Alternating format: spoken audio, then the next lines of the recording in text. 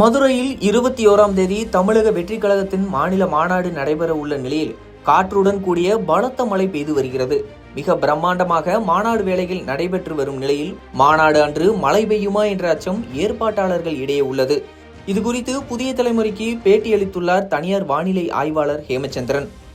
தமிழகத்துல பகல் நேரத்துல கடந்த சில நாட்களாகவே வானம் பொதுவாக மேகமூட்டத்துடன் காணப்பட்டு வருகிறது. அதே போல பகல் நேர வெப்பநிலையும் இயல்பை விட குறைந்துதான் பதிவாகிட்டு இருக்கு.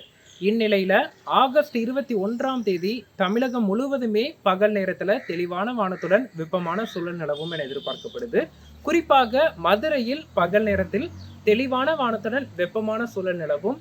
பகல் நேர வெப்பநிலை அதிகபட்ச வெப்பநிலையாக 38 முதல் 39 டிகிரி செல்சியஸ் அளவிற்கு பதிவாவதற்கான வாய்ப்புகள் இருக்கு மதுரை மாநகர் பகுதிகளில்.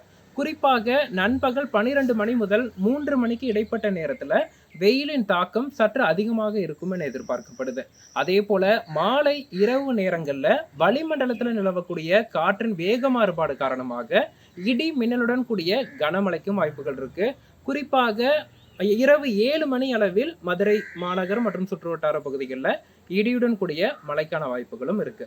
இந்த சூழல்ல நமக்கு மாநாடு நடப்பது பெருந்திடல் பகுதி. அந்த ஒரு பெருந்திடல் பகுதியில் ஒரு அதீதமான கூட்டம் கூடும்போது உணரும் வெப்பநிலை அப்படிங்கிறது இயல்புக்கு அதிகமாக இருக்கும். அதாவது நம்ம சொல்லியிருந்தோம் அதிகபட்ச வெப்பநிலை 39 டிகிரி செல்சியஸ் அளவிற்கு பதிவாகும்னு.